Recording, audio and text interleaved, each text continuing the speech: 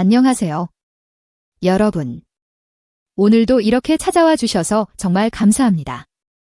혹시 이런 마음 드신 적 있으신가요? 집에 들어가는 발걸음이 무겁고 배우자와 대화하는 것보다 친구와 수다 떠는 게 훨씬 편하고 자연스럽다고 느끼신 적 말이에요. 아니면 같은 공간에 있어도 각자 핸드폰만 보고 있거나 무슨 말을 해야 할지 모르겠어서 그냥 조용히 지내는 게 편하다고 생각하신 적이요. 공감되신다면 좋아요로 마음을 표현해주세요. 사실 저도 그랬습니다. 결혼 15년 차쯤 되었을 때 문득 깨달았어요. 남편과 있을 때보다 친구들과 있을 때가 훨씬 편하고 자연스럽다는 거요. 웃음도 더 많이 나오고 대화도 더 자유롭고요. 그때는 이게 당연한 거라고 생각했어요. 오래 살다 보니 그런 거지 뭐 이렇게 말이죠. 하지만 그게 아니었습니다. 그건 우리 부부 사이에 정서적 거리가 생겼다는 신호였어요. 그리고 이런 상황을 방치하면 정말 위험한 일이 벌어질 수 있다는 걸 저는 뼈아픈 경험을 통해 알게 되었습니다. 우리 또래 마음이란 게 참 복잡하지 않나요?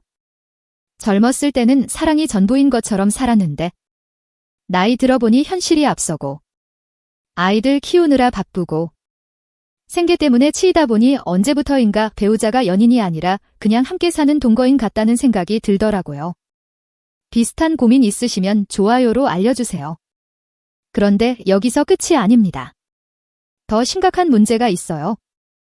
이런 정서적 거리감이 계속되면서 우리는 서로에게 상처를 주고받기 시작해요. 당신은 나를 이해하지 못해. 우리는 이제 남이나 다름없어 이런 마음들이 쌓이면서 말이죠. 그리고 이런 상처들이 쌓이고 쌓이면 나중에는 정말 돌이킬 수 없는 지경에 이르게 됩니다. 제가 상담을 하면서 만난 50대 부부 중에 이런 분들이 계셨어요. 남편분은 아내랑 대화할 게 없어요. 그냥 필요한 말만 해요 라고 하시고 부인분은 남편보다 동네 친구들이 훨씬 편해요. 집에 있으면 답답해서 자꾸 나가고 싶어져요 라고 하시더라고요. 처음에는 저도 그럴 수 있지? 오래 살다 보면 그런 거야 이렇게 생각했어요. 하지만 상담을 진행하면서 알게 된 건 이 부부가 서로에 대한 그리움이나 애정이 사라진 게 아니라는 거였어요. 다만 서로 마음을 표현하는 방법을 잊어버린 거였죠. 그렇다면 우리는 왜 이렇게 되었을까요? 살아보니 알겠더라고요. 중년이 되면서 우리에게는 너무 많은 역할이 주어져요. 직장에서는 중간 관리자, 집에서는 가장, 부모님께는 자식, 아이들에게는 부모.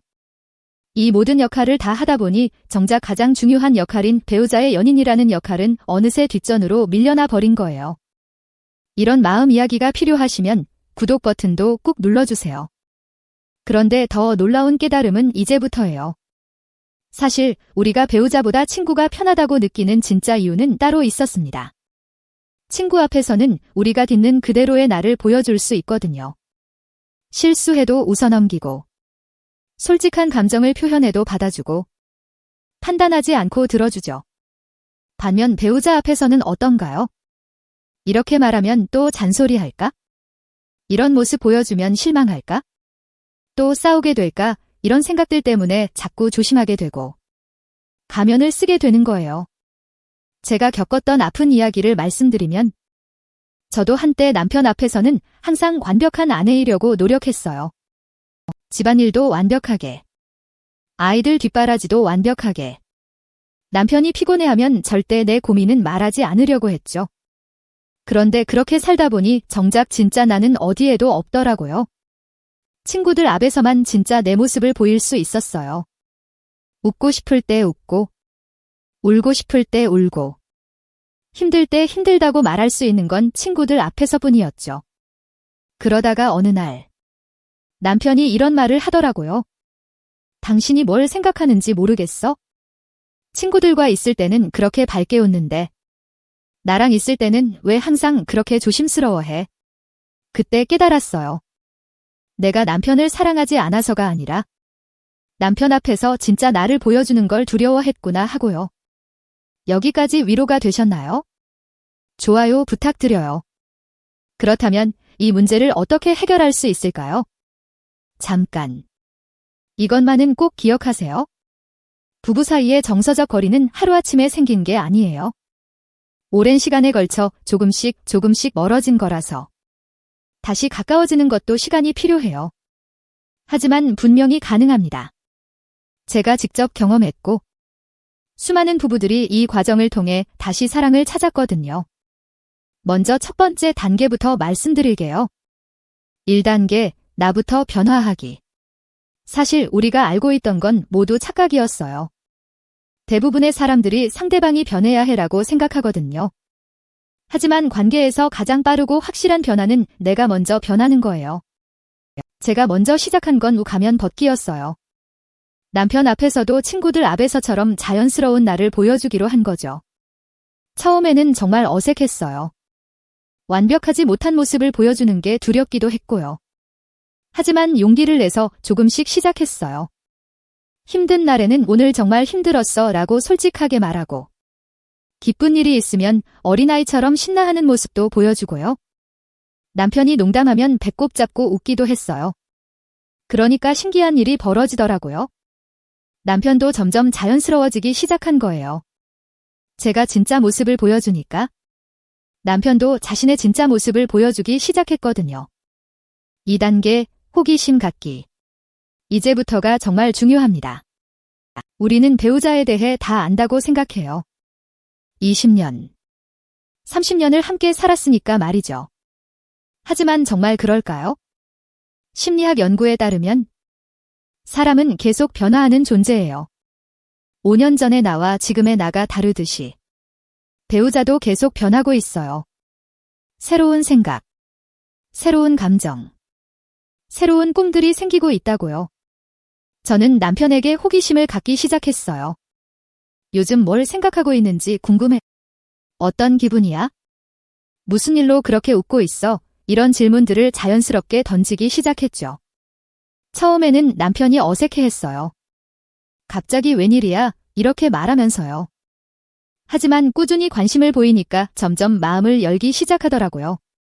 그리고 저도 남편에 대해 몰랐던 새로운 면들을 발견하게 되었어요. 마음에 와닿으셨다면 좋아요로 힘을 주세요. 3단계, 감사 표현하기. 우리는 친구들에게는 고마워, 덕분이야 라는 말을 쉽게 하면서 정작 가장 가까운 배우자에게는 이런 말을 잘 안 해요. 당연하다고 생각하거든요. 하지만 이게 정서적 거리를 만드는 큰 원인 중 하나예요.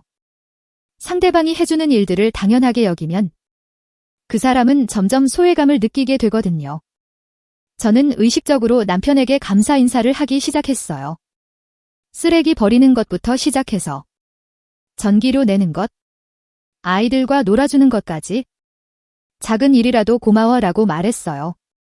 그런데 놀라운 일이 벌어졌어요. 남편도 저에게 감사 인사를 하기 시작한 거예요. 밥 맛있게 해줘서 고마워. 집 깨끗하게 정리해줘서 고마워. 이런 말들은요. 4단계, 물리적 접촉 늘리기. 친구들과는 자연스럽게 어깨동무도 하고 손도 잡고 그러잖아요. 하지만 부부는 어떤가요? 언제부터인가 스킨십이 줄어들었을 거예요. 이건 아무도 말해주지 않은 마음의 비밀인데요. 물리적 접촉은 정서적 친밀감과 직결되어 있어요. 옥시토신이라는 호르몬이 분비되면서 상대방에 대한 애정과 신뢰감이 증가하거든요. 저는 일부러 남편과의 스킨십을 늘렸어요. TV 볼 때 어깨에 기대기, 지나가면서 어깨 토닥이기, 인사할 때 포옹하기 같은 자연스러운 접촉들은요. 처음에는 어색했지만 점점 자연스러워졌어요. 그리고 이상하게 마음도 더 가까워지는 느낌이 들더라고요. 5단계, 공통 관심사 만들기. 혹시 비슷한 경험 있으신 분 계신가요? 댓글로 나눠주세요. 친구들과는 공통 관심사가 많아요. 같은 드라마를 보고, 같은 맛집에 가고, 같은 취미를 즐기죠. 하지만 부부는 어떤가요? 각자 다른 일을 하고, 다른 것에 관심을 갖고 있을 거예요. 이것도 정서적 거리를 만드는 원인이에요. 함께 나눌 이야기가 없으니까 대화가 줄어들고, 대화가 줄어들면 마음도 멀어지는 거죠. 저희 부부는 함께 할 수 있는 새로운 취미를 찾기 시작했어요. 처음에는 산책부터 시작했어요. 저녁 식사 후에 동네 한 바퀴 돌면서 그날 있었던 일들을 이야기하는 거예요. 그 다음에는 같은 책 읽기, 같은 드라마 보기, 요리 함께 하기까지 확장했어요. 그러니까 대화 소재가 풍부해지더라고요. 그리고 무엇보다 함께하는 시간이 즐거워지기 시작했어요. 6단계, 칭찬과 인정하기. 가장 중요한 건 바로 이겁니다. 우리는 친구들에게는 대단해, 멋있어, 잘했어 이런 말을 쉽게 하지만 배우자에게는 잘 안 해요. 오히려 부족한 점을 지적하는 경우가 더 많죠. 하지만 모든 사람은 인정받고 싶어 해요. 특히 가장 가까운 사람에게 인정받을 때 더 큰 기쁨을 느끼거든요. 저는 남편의 좋은 점들을 의식적으로 찾아서 표현하기 시작했어요. 당신 정말 성실해. 이런 걸 생각해내다니 대단해. 덕분에 우리 가족이 행복해지런 말들은요. 그러니까 남편의 표정이 달라지더라고요. 더 자신감 있어 보이고 더 적극적이 되었어요. 그리고 저에게도 더 다정하게 대해주기 시작했고요. 이런 마음 치유가 도움되신다면 구독과 좋아요. 7단계, 갈등을 두려워하지 않기. 많은 부부들이 갈등을 피하려고 해요. 싸우면 관계가 나빠질까 봐 두려워하거든요. 하지만 건강한 갈등은 오히려 관계를 더 깊게 만들어요. 친구들과는 의견이 다르면 자연스럽게 토론하잖아요. 서로 다른 생각을 나누고 때로는 격렬하게 논쟁하기도 하고요. 하지만 그래도 친구 관계는 유지되죠. 부부도 마찬가지예요. 서로 다른 개체이니까 의견이 다를 수 있어요. 중요한 건 갈등을 어떻게 해결하느냐는 거죠. 저희 부부는 갈등이 생겼을 때 이렇게 약속했어요. 첫째, 상대방을 공격하지 않기, 문제를 공격하기. 둘째, 과거 일을 들춰내지 않기, 현재 문제에만 집중하기. 셋째, 해결책을 함께 찾기. 누가 옳고 그른지가 아니라 어떻게 하면 좋을지 고민하기. 넷째, 화해 후에는 더 다정하게 대하기. 이렇게 하니까 갈등이 오히려 우리를 더 가깝게 만들어주더라고요. 8단계, 정기적인 데이트 시간 만들기. 이거 하나만 기억하셔도 충분합니다. 부부도 데이트가 필요해요. 친구들과는 정기적으로 만나서 수다 떨고 맛있는 거 먹고 재미있는 시간 보내잖아요. 부부도 마찬가지예요. 아이들, 일, 집안일에서 벗어나서 오롯이 둘만의 시간을 갖는 게 필요해요. 저희는 매주 토요일 오후를 부부 데이트 타임으로 정했어요. 처음에는 거창하게 생각했는데 꼭 멀리 갈 필요는 없더라고요. 동네 카페에서 커피 한 잔 마시면서 대화하는 것만으로도 충분했어요. 중요한 건 그 시간만큼은 다른 걱정은 다 내려놓고 서로에게만 집중하는 거예요. 핸드폰도 멀리 두고 아이들 얘기, 일 얘기는 잠시 접어두고 서로의 마음에만 집중하는 시간을 갖는 거죠. 실제로 시도해보신 분들 변화를 댓글로 남겨주세요. 그런데 이 모든 과정에서 절대 이것만은 하지 마세요. 주의사항들. 첫째, 급하게 결과를 기대하지 마세요. 오랜 시간에 걸쳐 생긴 거리감은 하루아침에 해결되지 않아요. 최소 3개월, 길게는 1년 정도의 시간이 필요할 수 있어요. 둘째, 상대방에게 변화를 강요하지 마세요. 나는 이렇게 노력하는데 당신은 왜 안 변해? 라고 재촉하면 오히려 역효과가 날 수 있어요. 셋째, 과거의 상처를 계속 들춰내지 마세요. 그때 당신이 그랬잖아 라는 말은 새로운 시작을 방해해요. 넷째, 완벽을 추구하지 마세요. 가끔 실수하고 가끔 소홀해질 수 있어요. 그럴 때마다 자책하지 말고 다시 시작하면 되는 거예요. 다섯째, 다른 부부와 비교하지 마세요. 각 부부마다 속도와 방법이 다를 수 있어요. 꾸준히 성장하시려면 구독해서 함께해요. 실제 변화 사례들. 제가 상담했던 한 부부는 정말 심각한 상태였어요. 20년 넘게 결혼 생활을 했는데 서로에게 전혀 관심이 없었거든요. 남편은 회사와 골프에만 관심이 있었고 부인은 아이들과 친구들에게만 마음을 쏟고 있었어요. 하지만 이 방법들을 하나씩 실천하면서 놀라운 변화가 일어났어요. 6개월 후에 다시 만났을 때 완전히 다른 부부가 되어 있더라고요. 서로를 바라보는 눈빛부터 달랐어요. 부인이 이런 말씀을 하시더라고요. 이제는 남편과 있는 시간이 친구들과 있는 시간만큼 즐거워요. 아니, 더 편하고 행복해요. 남편분도 아내가 이렇게 재미있는 사람인 줄 몰랐어요. 새로 연애하는 기분이에요 라고 하시더라고요. 또 다른 50대 부부는 이혼을 생각할 정도로 멀어져 있었어요. 하지만 이 과정을 통해서 다시 사랑을 찾았어요. 특히 인상 깊었던 건 부인이 남편이 친구보다 더 편한 사람이 되었어요. 뭐든지 솔직하게 이야기할 수 있고 진짜 나를 이해해주는 사람이에요 라고 말씀하시던 거였어요. 이런 변화들을 보면서 저도 확신하게 되었어요.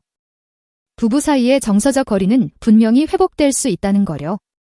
궁금한 마음이 있으시면 댓글로 물어보세요. 장기적인 관계 발전 방향. 이 모든 과정을 통해서 우리가 궁극적으로 도달하고 싶은 곳은 어디일까요? 바로 배우자가 가장 편한 친구이면서 동시에 가장 특별한 연인이 되는 거예요. 친구처럼 편하고 자연스럽게 모든 걸 나눌 수 있으면서도 동시에 다른 누구와도 다른 특별한 사랑과 애정을 나누는 관계 말이에요. 이건 불가능한 일이 아니에요.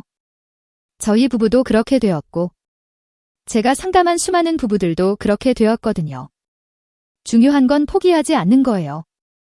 때로는 힘들고 때로는 답답할 수도 있어요. 하지만 계속 노력하다 보면 분명히 변화가 찾아와요. 여러분만의 치유 방법이 있으시면 댓글로 공유해주세요. 감정적 친밀감 회복의 핵심. 이 순서만 따라하면 됩니다. 매일 5분씩이라도 배우자와 진솔한 대화 나누기. 주 3회 이상 자연스러운 스킨십 하기. 매주 1회 둘만의 데이트 시간 갖기. 매일 1번 이상 감사나 칭찬 표현하기. 월 1회 깊은 대화로 서로의 마음 확인하기. 이것들을 꾸준히 실천하시면 3개월 후에는 분명히 변화를 느끼실 수 있을 거예요. 이 방법 적용해 보신 후 느낌을 댓글로 알려주세요. 마음 치유의 시작점. 사실 부부 관계 회복의 가장 중요한 시작점은 바로 용기예요. 우리 관계를 다시 회복시켜보자는 용기. 나부터 변해보자는 용기. 상대방을 다시 알아가보자는 용기 말이에요. 나이 들어보니 정말 중요한 게 뭔지 알겠더라고요. 돈도 중요하고 건강도 중요하지만 결국 가장 중요한 건 사랑하는 사람과의 관계예요.